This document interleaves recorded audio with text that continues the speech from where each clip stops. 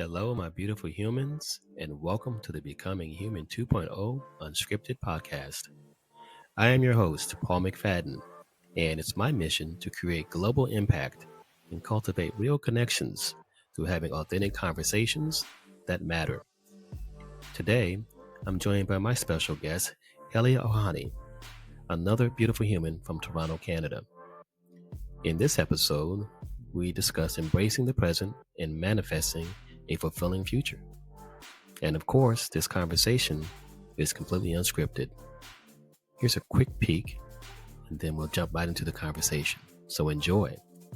And remember, we are all here to discover, awaken, and evolve together. Self-identity and self-image is one of the most important lessons that I worked with my clients. It is be, do, have, meaning you first become that future version of yourself. Mm-hmm.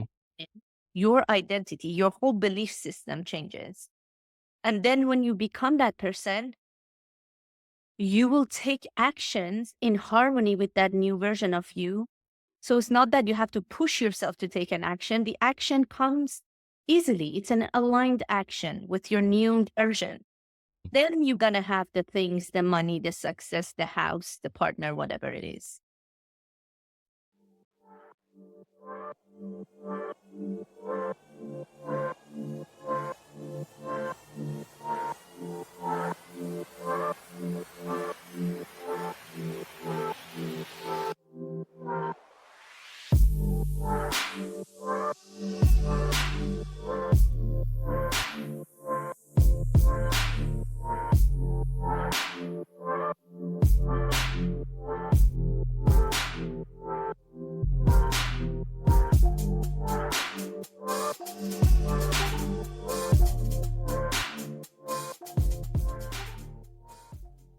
Helia, hello there. Welcome. Hi, Paul. Thank you so much for having me. It's a pleasure to have you on. I've been talking to so many people around the world, and it's nice to have another beautiful human being to have a conversation with and talk about all things that people are probably having behind closed doors. But yet, I want to be able to have a conversation in front of folks and hopefully provide value and impact one person out there, make them see this experience to be something different than what they might believe it to be. So, welcome and thank you for standing on the stage. So, Helia, first, where are you from? I'm originally from Iran, Middle East, but I have moved out of Iran many years ago. I first moved from Iran to Portugal, lived there for 6 years, and then I moved to Canada in 2012. And that's where I live. For me, that's home, Toronto, Canada. That's awesome. I love the world exposure. It's so interesting. So, I used to be in the military back when I was 18, and I was in the Navy, and it was an opportunity to sail the world, encounter different people at a young age, and really see the world from a different perspective. Because I had a one world view where I was in the United States, but then when I got outside of the country, it expanded my perspective and opened up an entire level of curiosity for me. In which means when I came back to the States, I looked at everything a lot different. What was that experience like for you living in different countries? That's something I've never done before. So I'm really curious about that. I love that. I love that. So to some people, it seems really overwhelming. It's a lot of work. Like you have to adapt to the whole new world, new rules, get your driver's license again, everything brand new, but it's just so exciting and refreshing. And it feels like you've been given a new life. Mm. I can't wait to move to another country. I might do that. I don't know. But sometimes I feel like, no, it's enough. Keep your base. Just travel. You can travel. That's fine. And that's what I do. I love traveling. I'm a Sagittarius. I don't know if you or your audience believe in astrology, but it's part of my chart. It's traveling, seeing the world. But answering your question, when I first moved for the first time, I moved to another country from Middle East to Europe. Mm. That was a huge cultural shock. And I was young. I was 20, 21. Wow.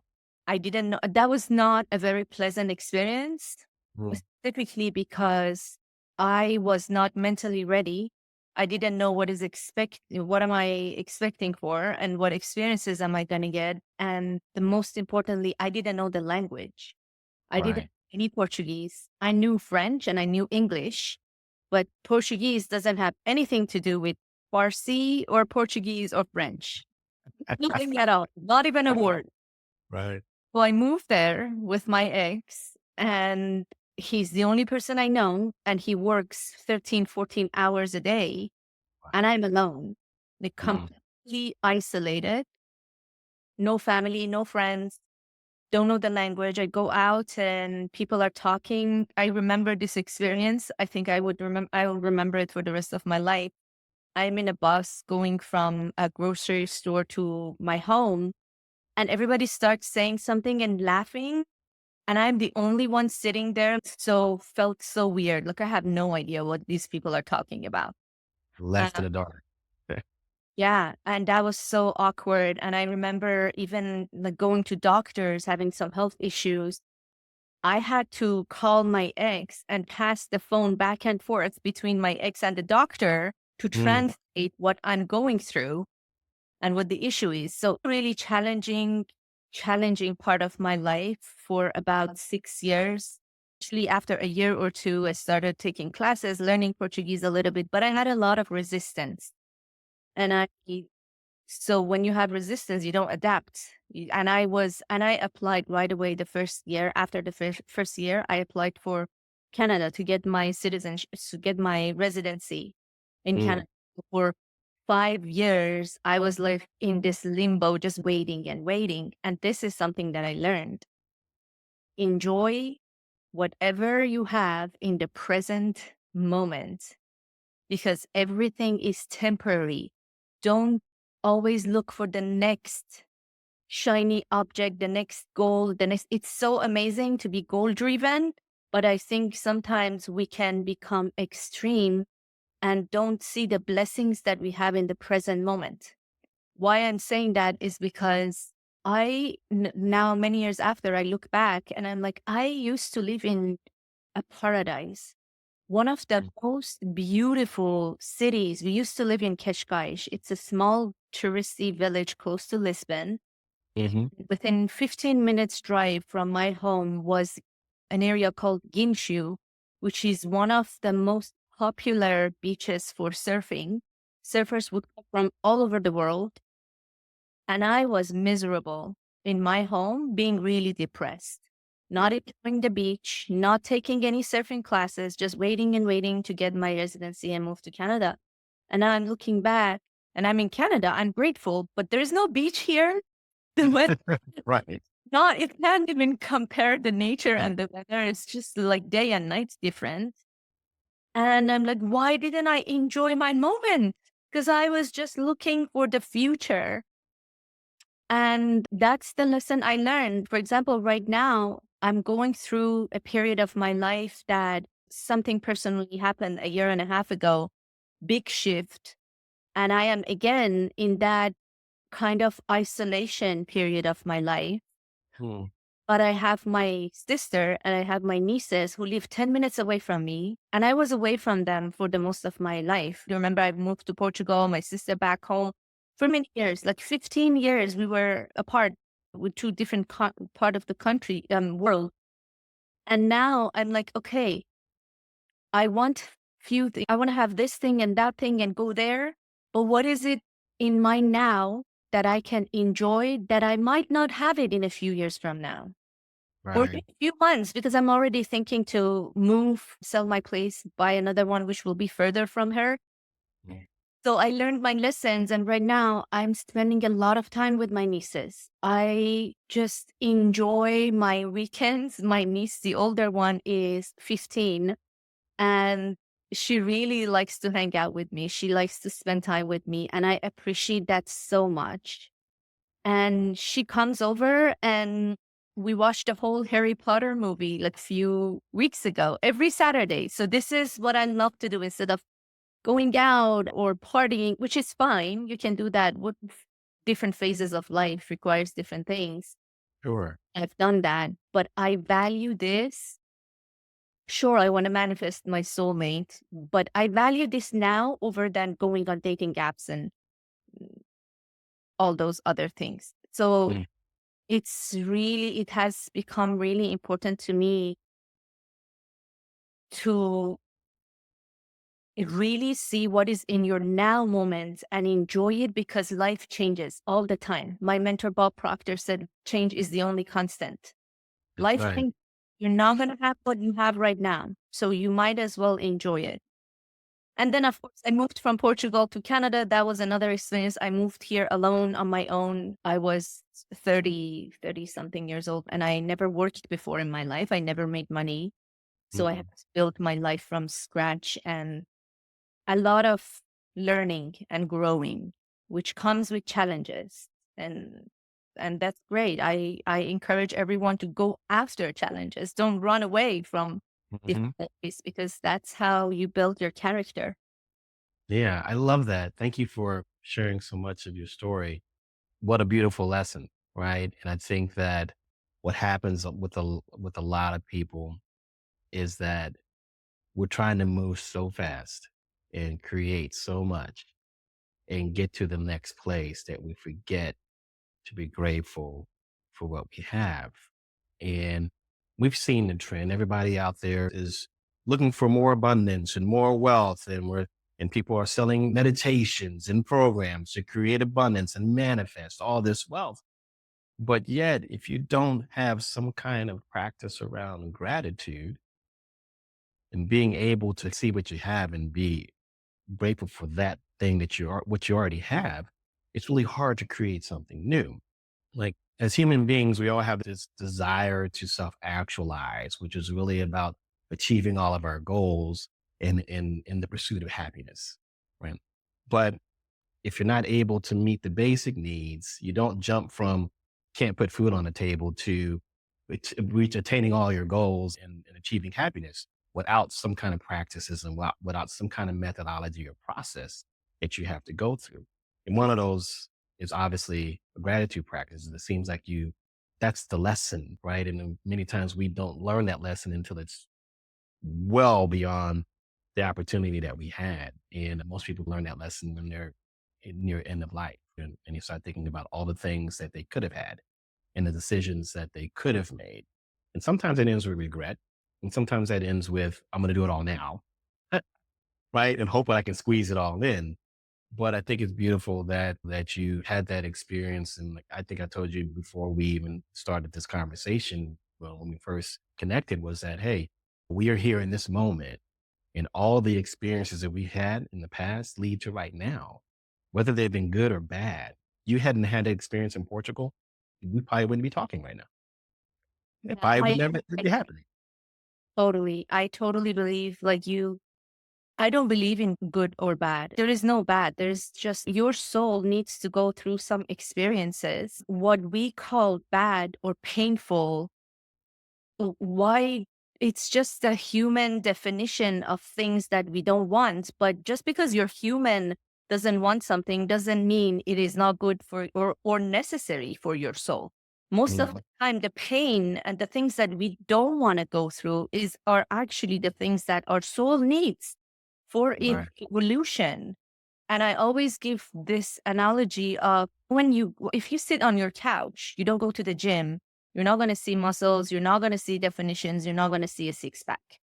Now, Mhm. if you start going to the gym and you feel the pain in your body, you really have to feel the pain, and you break and you tear the muscles in order to create a bigger muscle, more stronger muscle. Right. It's the exact, some of the rules of the soul and spirituality is the exact same thing as the physical body. So the same that your physical body needs to go through pain in order to become stronger and better, your soul needs to go through pain in order for you to become a better version of you, more conscious, more aware, more understanding, more wise. So don't run away from the hardship, and that's to me like the comfort zone. I was talking to someone a few days ago. Comfort zone to me equals danger zone. Danger zone. Yeah, Because I love it. it's like Bob Proctor said, it's you're either growing or disintegrating. There is no going sideways. When someone says, yeah, I'm comfortable, I'm doing great in life, I'm just gonna do what I'm doing. It's not like you're not gonna stay at the same level that you are right now. You're gonna go down if you're not growing and expanding. That's right. That's right. I love that. I do a lot of speaking around the topic of purpose, and I started telling individuals and folks, hey, I think fundamentally purpose for everyone is about growing and giving, growing yourself and giving to others. How you do that, however, is what you're being called to do, what your soul is called to do. And so how you grow yourself may be different than the way I grow myself. How I give and how you give will certainly be different. But the idea is that if we are working in purpose and we understand that growth is necessary, that's when we get to fulfill and live our quote unquote dreams, right? We get to live the life and become the creator of the life that we'd like to see for ourselves. And purpose, what's purpose mean for you? Before I answer your question, you said something that is really good. We're talking about purpose and goal.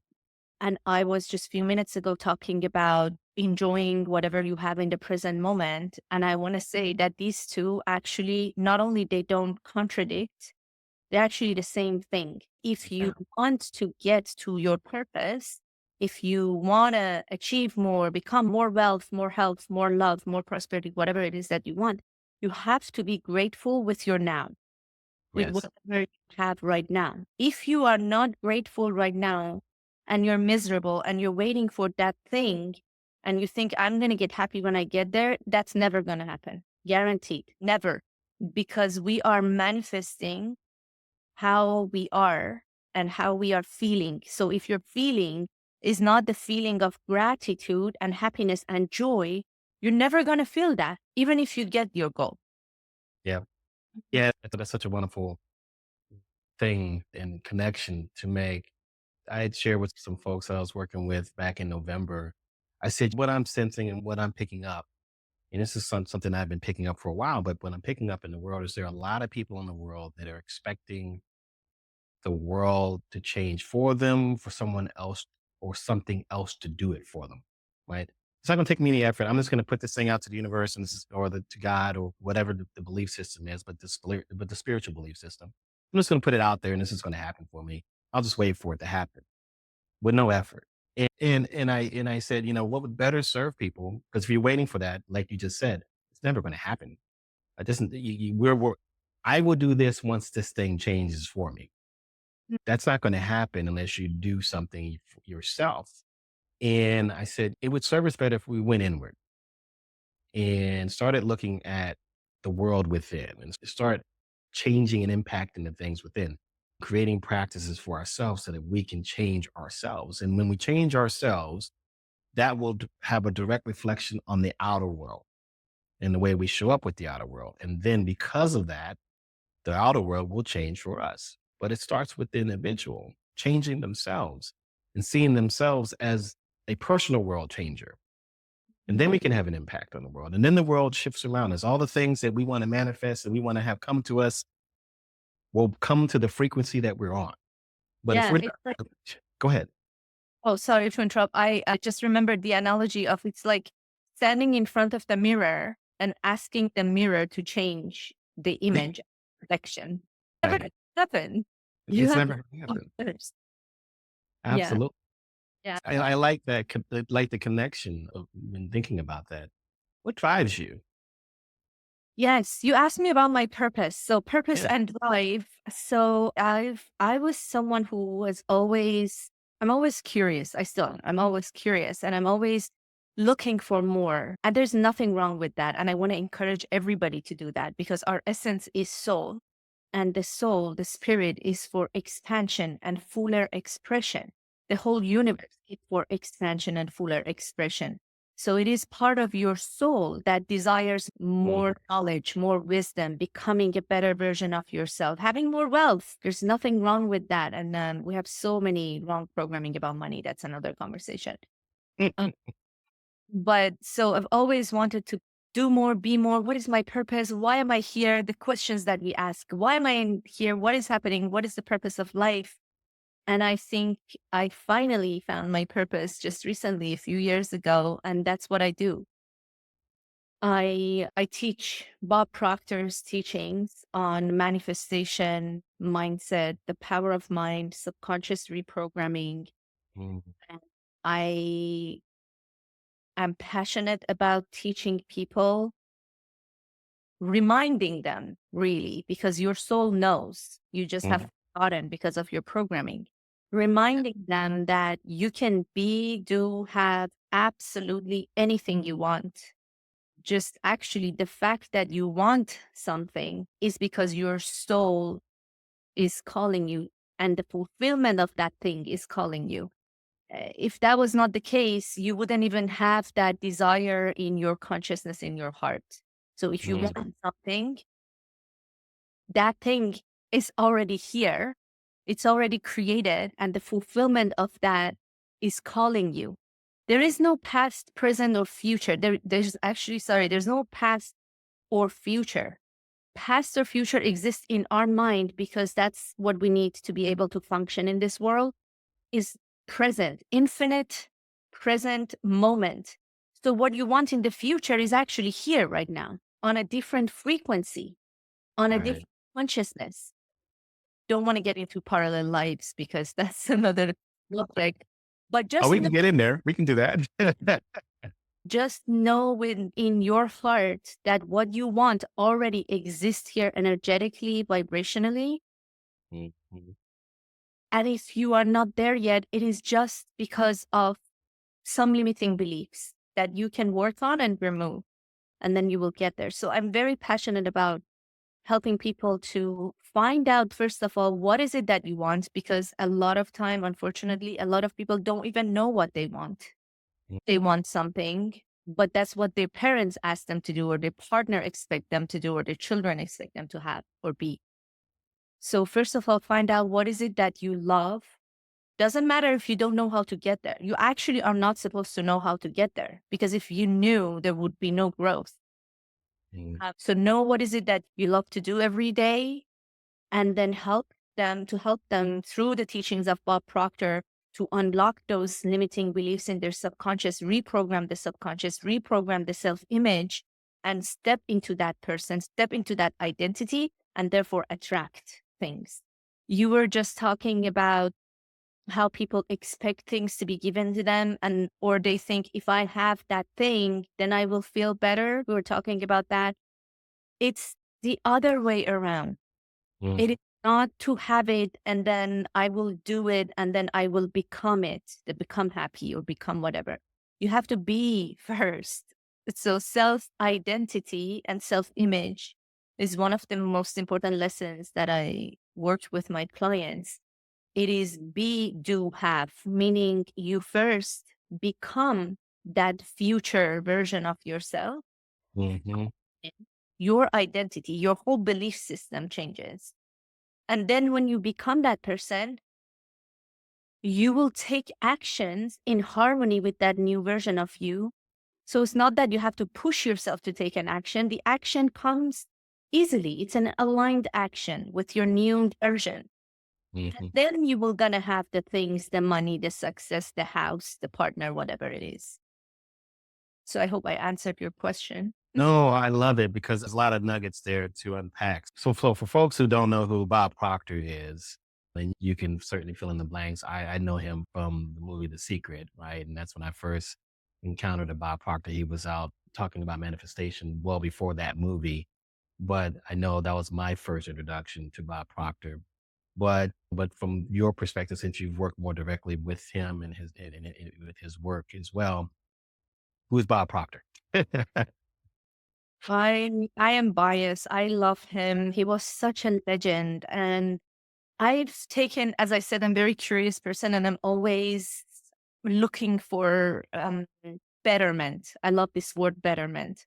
Mhm. And I'm a better version of myself. Even since I was a young girl, I was always reading personal development books.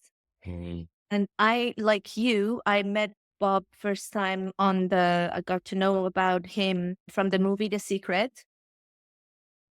And then I didn't do anything until recently, a few years ago, when I was in real estate. I took his program, which completely shifted my real estate business, helped me to become an award-winning agent in my office, tap into luxury real estate. And then when I really learned about his program, because I took it, I became so fascinated by it. And then I left real estate, and the coaching is what I've been doing full time for the last 4 or 5 years. But Bob, so I have taken different programs, Tony Robbins programs, Joe Dispenza. I've been fascinated with teachings of Abraham Hicks for a while. And these are all amazing people. But to me, Bob's personality and his wisdom and his gift to the world is so comprehensive, because it is both personal development, strategies, mindset, creating your business, making more money. One of the things, for example, he teaches is how to make in 1 month what you make in the whole year, and how to do Mm. that again and again. So 12 times your income. But also, what I love about his teachings is that there is a lot of spirituality. There is Mhm. a lot of, he talks about the laws of the universe. He talks about infinite intelligence.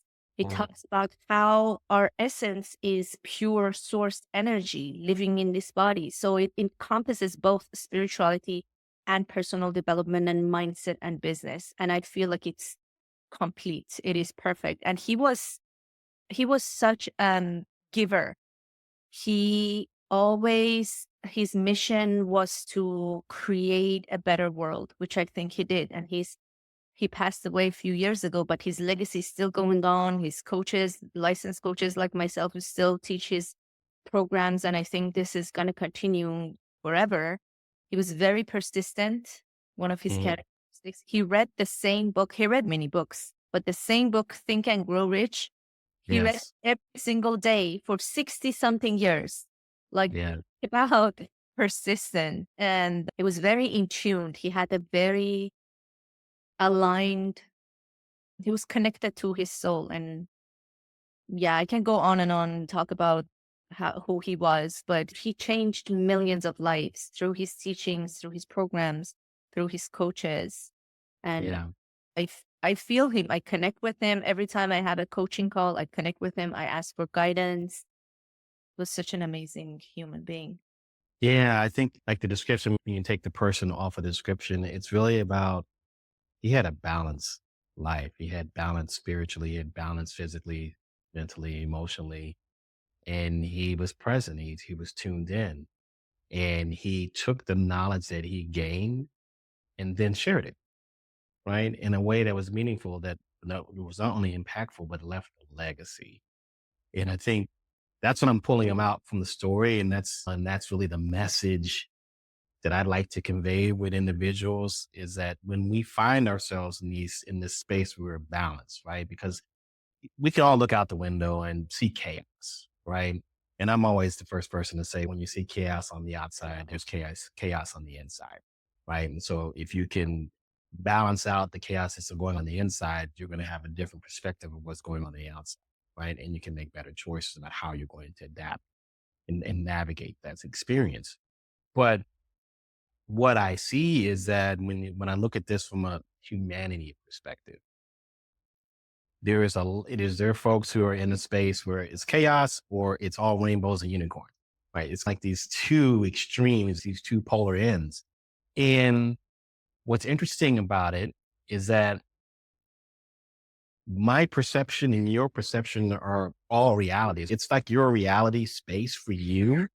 But if we can jump outside of that more energetically, we're all having this experience because it's part of the process.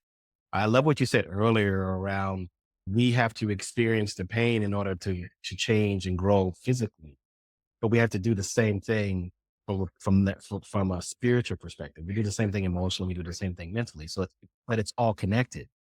The process is the same process. The laws of nature are the laws of nature. Unfortunately, we don't all have a base understanding of the laws of nature. It's there. Our spirit knows it. Our soul knows the laws.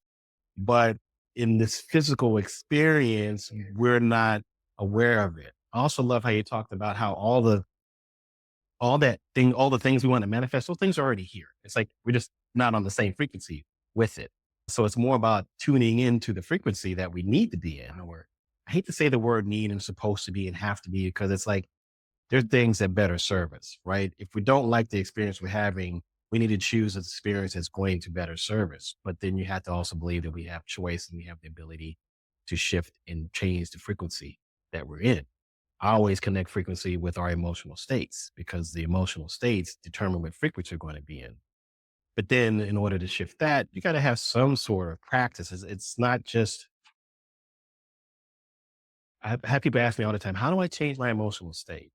I was like, what do you do to change it? Do you know what, do you have a base understanding of when you're in a specific emotional state, what that feels like to the body? What are the thought processes that you're having when you're in that state?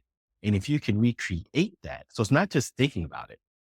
I'd love to be in joy, but if you don't know what joy feels like, can you really experience it? So it's almost like you have to experience it to know it, but then can you recreate it? Now we all have the ability to do so, but if you're trying to make it practical, what are some ways someone could shift their frequency that they can go out and start practicing now? Because I do realize and understand it's a practice, it's not a one-time thing. There's consistency and there's a practice. So how would one shift their frequency per se? I love that you mentioned that it is a practice. It is not a one thing or you do it for a couple of minutes a day. I want to talk about frequency and emotions shortly, but I just remembered. So there is a lot of people who watched the movie The Secret, which talked about the law of attraction, which is amazing, but you cannot learn the whole manifestation in 1 hour, 1 hour and a half movie. So a lot of people watched that and they created vision boards and it didn't work for them and they got disappointed and they throw the whole thing to the garbage and they think that that's BS, law of attraction doesn't work. It's not that. It is a process. It requires consistency, daily practices, different practices. Like I am constantly adding to my practices and also removing the things that are not helpful in my life. So you need to constantly do these practices daily to change your frequency. And you're absolutely right, Paul. Your frequency is the same as your vibration, which is the same as your emotion, your emotional state. And the law of attraction that The Secret talked about is actually the secondary law. The primary law is the law of vibration. Everything vibrates.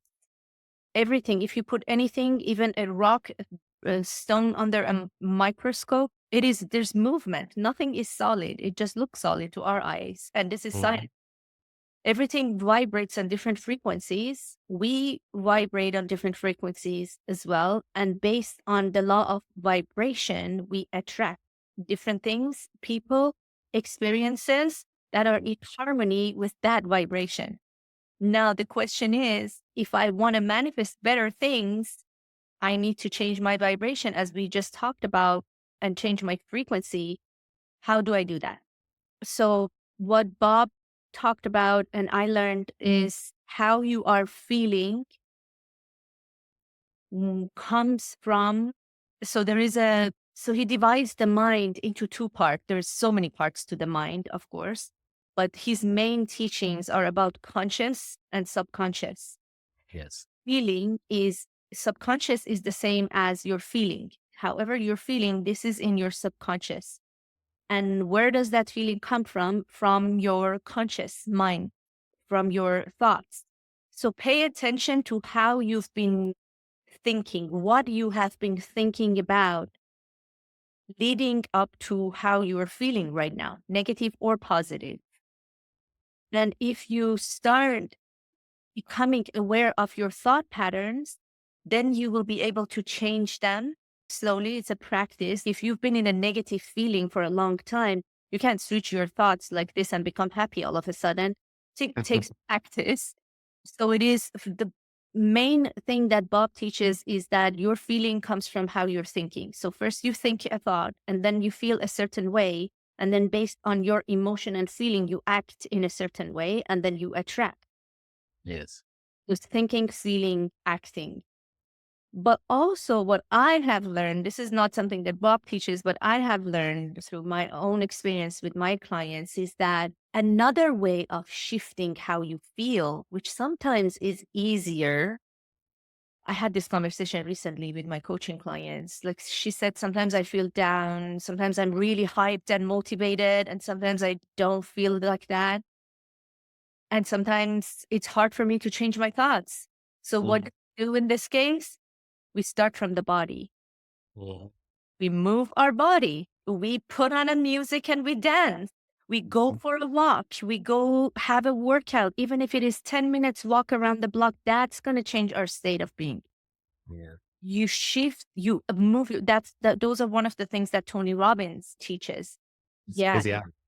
Physiology, exactly. That also shifts your vibration and then you start thinking better thoughts. So it's thoughts, feeling, actions, and feelings like in the middle. You can shift it by thinking different thoughts, or you can shift it by moving your body, walking, dancing, jumping, taking a cold shower. I always feel great after a workout. It's science. It releases happy hormones in your brain. Yeah. But these are the practices that, again, to your point, we need to do these not once a week, daily practices, stacking these habits.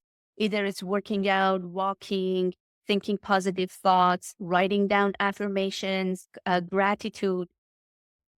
And you do it daily for, let's say, 30 to 90 days.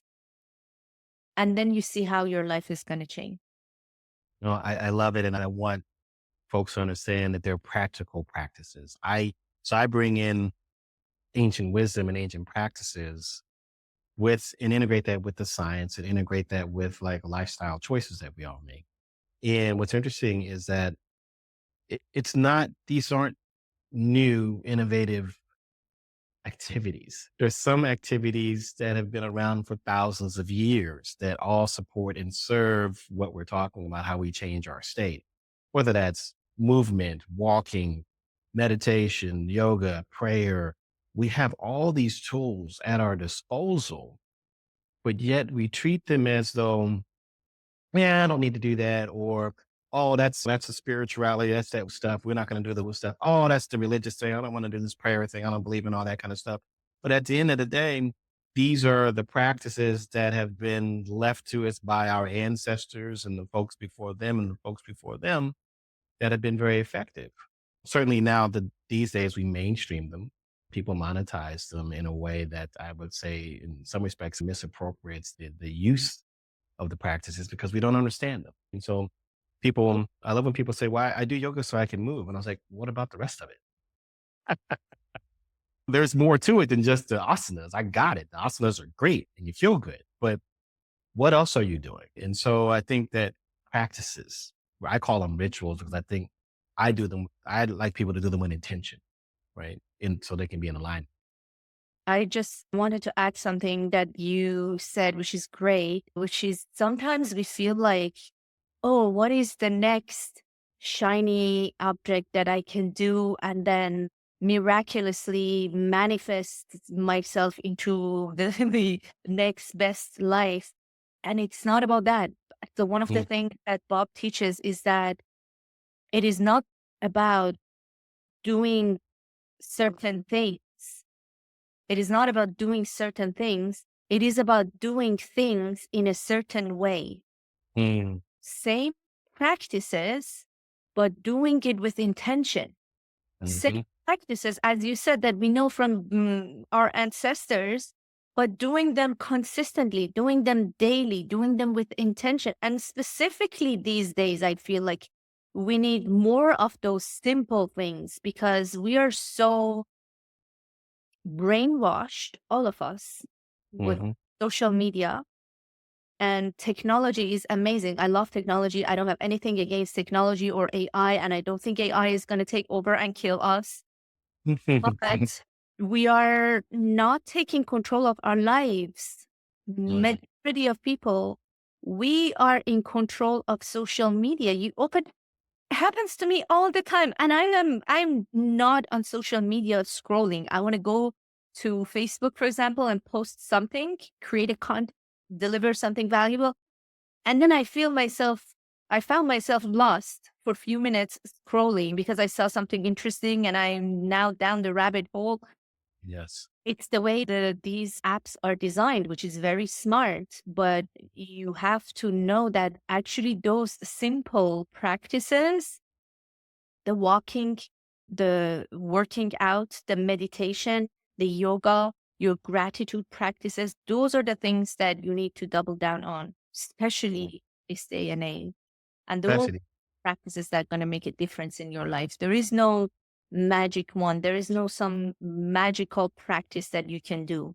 Each and every one of us need to reprogram the subconscious mind, which comes with one word that Bob emphasized on that word so many times is repetition.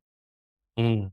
Mm. Rep- And we are so impatient these days because of instant gratification, the culture of instant gratification that we are living in right now. But the key to change is repetition. You do your practices daily. Yes. Slowing down and repetition, I think, are the main takeaways. And I like the practices that we're talking about because ultimately these things are simple practices, right? Not saying it's not easy because yeah, we all fight the social media attraction, right? We're all addicted to the devices, the technologies. I feel like humanity's at a precipice of one, we could give away our humanity to technology. We could. There are a lot of people that are dependent upon it. And I think there's nothing wrong with the technology when you start thinking about it. These are the tools that can help us be more efficient and more effective. That's the way the brain is structured. The brain is structured to make the things that we do more efficient and more effective. That's why we have programs that have been running since the time that we were born. We learn certain behaviors and then those things are programmed, and that's the operating system that's running. The moment that we stop being present, we get distracted from the presence, and then the program comes on. And whatever that is, those programs that we learned, those are the ones that run in the back. And those programs might service or they might not service. But if we don't go inward, we never receive what those programs are. And if we wait for people on the outside to tell us our programs, we don't believe them. Which is amazing because we don't want to hear that, hey, the program you're running is actually is causing me to react to you this way because we're all doing that stuff non-consciously. So I find it fascinating, but it goes back to the point that we highlighted in the beginning. The only time that really exists is right now. And it would serve us better if we were able to be present more often so we can see what the choices are that we have in front of us and we can see that this may or may not be serving me and make better decisions about where we go next and not worrying about the future. And certainly the past is the past. It's already happened. You can't change it, right? We can rewrite it in terms of how we remember it, but it doesn't. The past is the past. There's nothing that we can do about it. Those things, those events, experiences have happened. Hopefully we've learned from them. If we're not, we're going to experience them again until we do. Future is never promised, but it's nice to have visions. It's nice to have a goal. It's because it gives us a place to point and shoot for. But the only time that really does matter is right now. Love that. If, yeah. If you had, I know we're coming up close to an hour, so I certainly want to respect the time, but I certainly appreciate you being here and sharing your thoughts and insights and certainly your story. Um, if there was one thought or one idea that you would like to leave for folks to really embody and consider, what would that be? Something that just came to my mind is that if you are, for all of us, I think we always want to, most people want to have something better, live a better life, have a better relationship, have more money, more material stuff, more freedom. Whatever it is that you want, again, to the point that we talked about a few minutes ago, since everything is in the present moment, there is no past or future, the thing that you want is already here and it's manifested. One of the things I love about Neville Goddard, he talks about the creation is already done. You look at it in terms of spirituality or even science. So in science says everything is energy. We talked about everything is, if you put it on the microscope, is movement, is energy. And what is energy? Energy just is. It's never been created, will never be destroyed. Theology says the same thing. God is never been created, will never be destroyed. And the creation is finished. So even in religion, they say creation has been, God created the world in 7 days. That's what they say in different belief systems. So there is no energy a new energy being created. God is not sitting there creating new things, new scenarios. Everything already is, Mhm. including your wish, including your desire, already exist. One of the most, there is so much to manifest.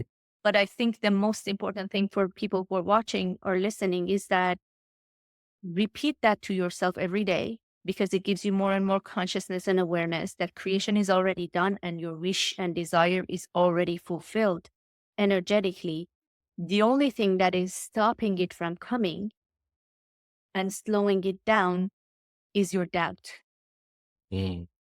Doubt is more dangerous than fear. It is more dangerous than procrastination. It is the root cause of why the things that you want are not happening. Because you start working on your desire, you're taking actions, you're maybe doing some of the practices that we talked about on this call, and you're not seeing the results when you want to see the results, and you start bringing doubt into equation. And that's when you destroy everything, because your doubt, you're attracting more doubt. So Yeah. you're stopping your goal from your desire coming. So work on your, I love the word certainty. I love the word faith. I love the word believe, knowing, trusting. Just, you have to daily remind yourself that your goal is already here. Your wish is already fulfilled. And in a physical form, 3D form, it comes whenever it is supposed to come. The timing is not up to me and you. The timing is up to the universe. And work on your faith and knowing. I love that. I think that's a great place to pause the conversation. I know there's so many different places that we can go into. I certainly want to invite you back to continue the conversation. So if you would honor me that with your presence, I'd love to have you back for sure. Helia, it's been such an amazing experience and this has been a great conversation. Thank you for going deep on some of these topics and sharing your story and your final thoughts. And with that, I look forward to having continued conversation with you. Thank you so much for having me and for the opportunity. And of course, I look forward to our next call. Awesome. Thank you very much.